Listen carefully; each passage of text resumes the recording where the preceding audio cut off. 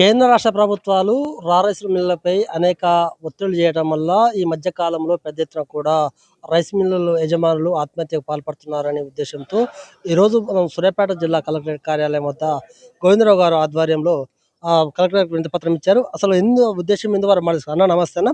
అసలు ఏంది మీ సమస్య ఏంది? ఎందుకు మీరు ఇలా కలెక్టరేట్ని కలవడం కలిగింది? సమస్య ఏందనంటే, ఇప్పుడు ప్రభుత్వం మనకు ఇచ్చినటువంటి ధాన్యాన్ని మిల్లింగ్ చేసి 67% బియ్యాన్ని ప్రభుత్వానికి అప్పచెప్పాలి. కానీ మాకు ఎఫ్ఏకి కండిషన్‌లో ధాన్యం రాని కారణం ఒకటి.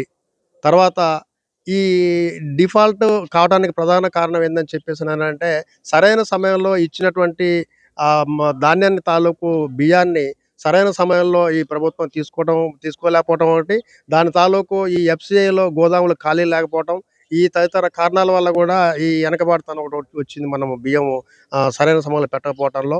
సో, సరైన సమయంలో పెట్టని మిల్లర్‌లను డిఫాల్టర్‌గా ప్రకటించి, దానికి 25% పెనాల్టీ, 12% వడ్డీతో మొత్తం కలుపుకొని మీరు చెల్లించాలని చెప్పేసని ఈ ఒత్తిడి చేయటం కారణంగా ముఖ్యంగా ఈ మధ్య కాలంలో ఒక మిల్లరు యజమాని భార్య కూడా ఆత్మహత్య చేసుకున్న సంఘటన కనపడుతుంది. అసలు దానికి కారణం ఏమంటారు? దానికి కారణం ఏం చెప్పేసానంటే, ఇప్పుడు 2021, 22 ఆ సీజన్‌లో వీళ్ళు ధాన్యం తీసుకొని వాళ్ళ మిల్లు స్టోరేజ్ లేని కారణంగా బయట లాట్లు ఏసుకోవడం జరిగింది.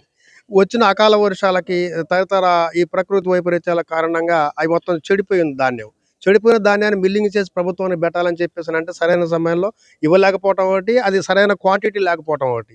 ఆ క్వాంటిటీని తీసే క్రమంలో ఈ రిజెక్షన్ అనేది బాగా పోవటం వల్ల దానికి నష్టం వాటిల్ల పరిస్థితి ఏర్పడ్డది. అయినా గాని మేమేం చెప్పినామంటే, గౌరవ సివిల్ సప్లై మంత్రి గారికి, కమిషనర్ గారికి, ఎవరైతే డిఫాల్ట్ మిల్లర్లు ఉన్నారో ఈ రాష్ట్రంలో, వాళ్ళందరూ కూడా అసోసియేషన్ అనేది బాధ్యత వహిస్తున్నది కాబట్టి, మేము బాధ్యత తీసుకొని ఒక 3 దఫాలుగా ప్రభుత్వానికి రావాల్సిన బాకీ మొత్తాన్ని కూడా వసూలు చేయించేసి ప్రభుత్వానికి ఇస్తామని చెప్పేసని చెప్పడం జరిగింది మేము.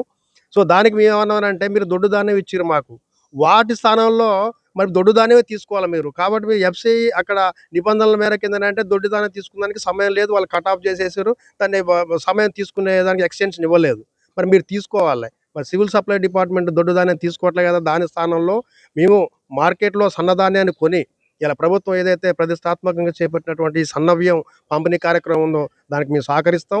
100% మేము సన్నధాన్యాన్ని మరాడించి ఆ సన్న బియ్యాన్ని సివిల్ సప్లై కార్పొరేషన్ పెడతాం అని చెప్పేసి వినతి పత్రం ఇచ్చినాం. మీ డిమాండ్ ఏందన్న? ఫైనల్ అంటే మీరు ప్రభుత్వాన్ని కేంద్ర రాష్ట్ర ప్రభుత్వాన్ని ఏం డిమాండ్ చేస్తున్నారు? మేము ఏం డిమాండ్ చేస్తున్నామనంటే, ఔటర్ రేషియోని ముందు ప్రకటించండి టెస్ట్ మిల్లింగ్ చేసి. మాకు 67% బియ్యము ఔటర్ రావట్లేదు. దీని మీద మీరు తీసుకోండి. రెండోది, సరే కొన్ని కారణాల వల్ల సరైన సమయంలో బియ్యాన్ని అందించలేకపోవటం అనేది మిల్లర్ల పొరపాటు అయినప్పటికీ, ఆ పొరపాటుని మీరు 25% పెనాల్టీ ఏసి, 12% పెనాల్టీ ఏసి, మూలిగే నక్కపోయిన తాటిపాటు అన్నట్టుగా ఆ మిల్లర్లని కనీసం వాళ్ళని ఒక ఊపిరి పీల్చుకోలేని పరిస్థితుల్లో అటు అధికారులు, ఇటు ప్రభుత్వం అన్ని రకాలుగా ఒత్తిళ్లు చేసి ఆ బియ్యం 25% పెనాల్టీ పెట్టాలని చెప్పేసనంటే, ఒక 2,00,00,000 రూపాయల దాని నిలవ ఉన్నటువంటి మిల్లర్ దగ్గర ఈ మళ్ళా మొత్తం 20% కట్టాలని చెప్పేసనంటే 50-60 లక్షల రూపాయల వడ్డీని వసూలు చేస్తుంది ప్రభుత్వం. కాబట్టి దీని గురించి ఆలోచన చేయమంటున్నాం. చివరగా చెప్పండి. ఇప్పుడు యాసంగి సీజన్ ధాన్యము మీరు మిల్లింగ్ చేస్తున్నారు. అయితే గవర్నమెంట్ ఏందంటే 60-65% మీరు ఆర్ఎస్ చేయాలంటారు. వాస్తవానికి ఏందంటే సీజన్‌లో మొత్తం పెద్ద ఎత్తున కూడా 70% కూడా నూకలొచ్చే అవకాశం ఉంది. దాన్ని ఎట్లా చూస్తున్నారు మీరు? మేము దీన్ని కూడా పరిగణలో తీసుకోమంటున్నాం. ఎందుకన్నానంటే నూకల శాతం ఎక్కువ. ఇప్పుడు ఈ ఎండాకాలంలో ఎక్కువ మాయిశ్చర్ కండిషన్ ఒక డ్రై కావటం వల్ల, ఈ టెంపరేచర్ కారణాల వల్ల మొత్తం ముక్కయిపోద్ది. మిల్లు ఆడిచ్చేస్తే మొత్తం నూకలైపోతాయి. ఈ నూకలను కూడా పరిగణలోకి తీసుకొని 25% మాకు ఎలిజిబిలిటీ ఉన్నది.